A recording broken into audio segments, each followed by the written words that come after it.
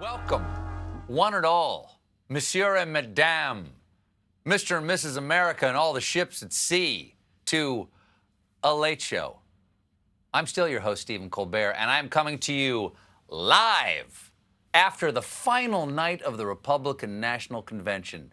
And I don't know what's going on, but I got chills, I've got nausea. It's either the onset of COVID or seeing 1,500 people with no social distancing, no masks, and no testing packed onto the south lawn of the White House. I know the Republicans like voter suppression. I didn't know they kicked it up to voter extinction. Now, on the plus side, that was a bigger crowd than he got for the inauguration. So, let's get right to the predictable conclusion of... Fry 'em like bacon.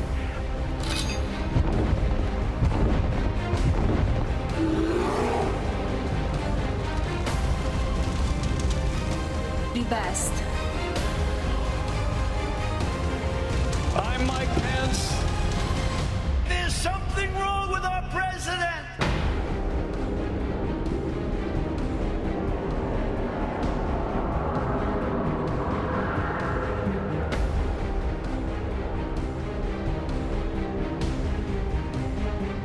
I don't feel so good, Dad.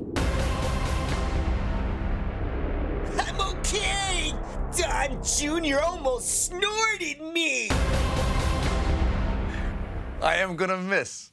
I'm gonna miss that little opener.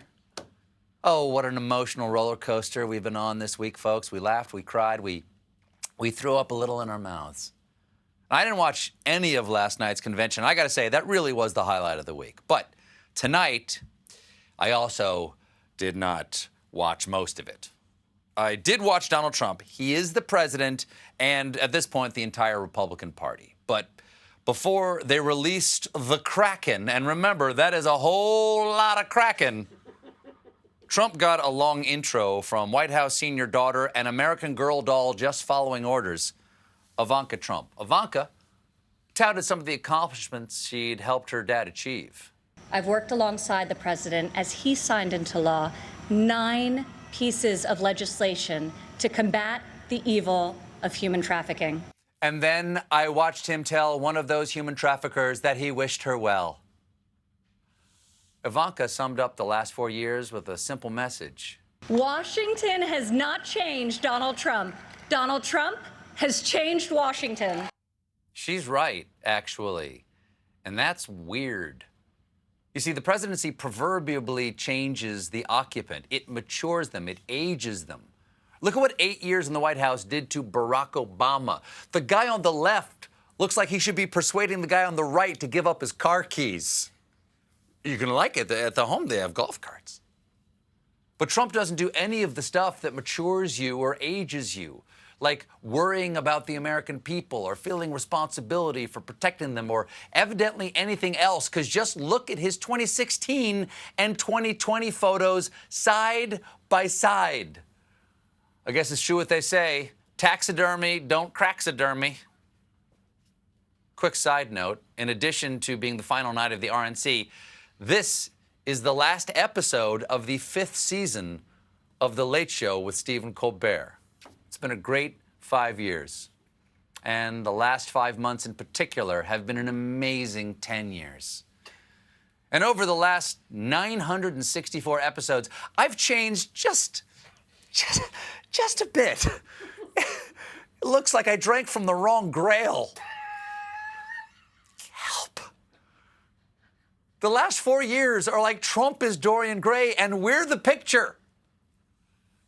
Then, Trump finally made his grand entrance flanked by Melania in a green screen dress. That is so generous of her to provide the blank canvas. You can put anything in there. And I'm with stupid t-shirt, Joe Biden, Stormy Daniels, the coronavirus, Black Lives Matter, whatever. I really don't care, do you? Then it came time for the president to do his official duty. I profoundly accept this nomination for President of the United States. Did I profoundly accept? I profoundly accept. That is a super weird choice of adverb. I searchingly thank you. I will tightly work hard to abdominally earn it. Then Trump reminisced about the White House of presidents past. President Abraham Lincoln looked out these very windows upon a half-completed Washington monument. Franklin Delano Roosevelt welcomed Winston Churchill. And just inside, they set our people on a course to victory in the Second World War. And right here at this podium, one president broke the law and used the People's House for a grotesque campaign event. So much history. He couldn't help but make a pandemic promise. And we'll produce a vaccine before the end of the year, or maybe even sooner. Maybe even sooner. It's all depending on the results of the MyPillow guys' experiments with ginger root and black market Four Loko. Okay? Pour it through the pillow, gets the impurities out. He spent most of the time taking pokes at his opponent. Joe Biden is not a savior of America's soul. He is the destroyer of America's jobs. And if given the chance, he will be the destroyer of American greatness. Wow. For a sleepy guy who doesn't leave his basement, Bitey's pretty productive. Did I say Bitey? Bitey, sure. So that's the power couple of Spider-Man and Biden. Bitey. Don't point at your watch. I know Chris Christie's in the wings. Oh, no. We can't cut into the governor.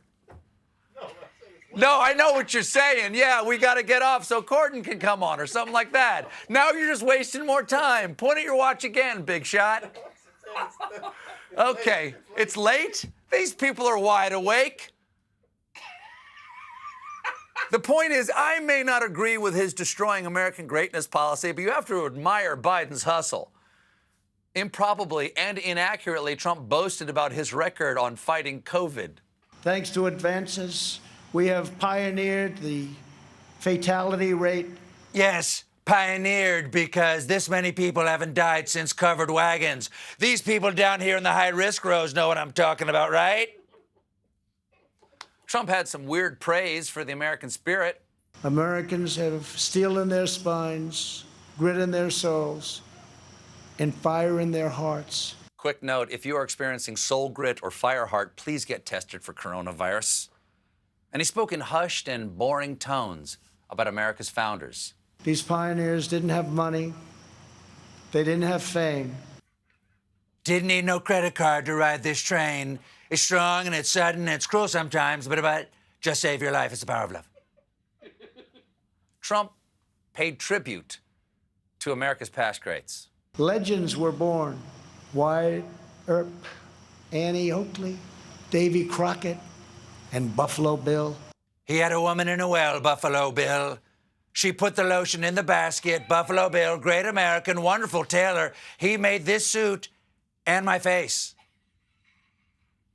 Amid all the lies, he did get one thing right. Americans are exhausted. Yes, we are. After listening to you for 70 minutes. But at last, it's over. After 4 nights of bone-chilling nonsense from America's top trash bags, let's reflect on some of the big moments in our Please Never Again segment, Look Back at Anger. There's still so many unanswered questions about what we witnessed this week, like exactly how much coke did Don Jr. do before his speech on Monday? Some say a lot, others say much more. Well, yesterday, Don Jr. appeared on TV to deny that he was on cocaine, which is one of the surest signs you're on cocaine. Junior? I saw that the main concern was why were his eyes so glassy? They started doing this trending thing, Donald Trump Jr.'s on cocaine. When they can't attack the delivery, when they can't attack the substance, they got to attack something. Don, based on your delivery, I'd say you're pretty good at attacking the substance. But all jokes aside, and many more jokes ahead, Junior did have an excuse for his appearance. Well, I guess there must have been something with the lighting. Yes, the lighting. I think it was reflecting off the mirror under your nose. Blaming the lighting is one of the least plausible excuses I've ever heard, especially because no one else looked like they were trying to snort their way to a Peruvian citizenship. We all saw what we saw. I just want you to know that the first step is admitting that you have a lighting problem. Now, one of the highest lowlights of the second night was when Trump staged a TV-friendly naturalization ceremony at the White House. Good for the new citizens, glad to have you. But it's completely out of character for Trump to welcome immigrants. That's like Mahatma Gandhi entering a hot dog eating contest. But there's one problem with this ceremony, and it's several of them. It's probably a violation of the Hatch Act, and we just found out that the immigrants in Trump's ceremony didn't know they would appear at the RNC, so they were conned by Donald Trump. Congratulations. Now you're Americans. And as far as I can tell, the big theme of the RNC has been Joe Biden's plan to come to the suburbs and hire MS-13 as your babysitter to teach your kids that George Washington was vegan. It's spooky stuff. There was one particular video that was especially frightening. I've seen a lot of moderates, a lot of people now changing over because of everything that's been happening. This is a taste of Biden's America. I mean, the rioting, the crime, freedom is at stake now, and this is going to be the most important election of our lifetime. Wow, that was a frightening image. Luckily, it's not from America, because the RNC video showing rioters is actually showing Spain. I believe it's the small Catalan town of Canosa, Wisconsin. But maybe this wasn't a blunder. Maybe this was an intentional choice by the Trump campaign. It would explain their latest attack ad. Joe Biden wants to lead our country, but Joe Biden wants chaos on American streets, football with no tackling, the world's tiniest portions, and say hello to your new upstairs neighbor. If Joe Biden has his way, your burger will drive through you. Joe Biden doesn't know his time is up because he melted all the clocks. Joe Biden. Wrong for America, incorrecto para España. Olé! Should I say goodnight or should I kill more time before? Do you want to point at your watch again? No? We got a great show tonight. My guest is former New Jersey Governor Chris Christie. Stick around.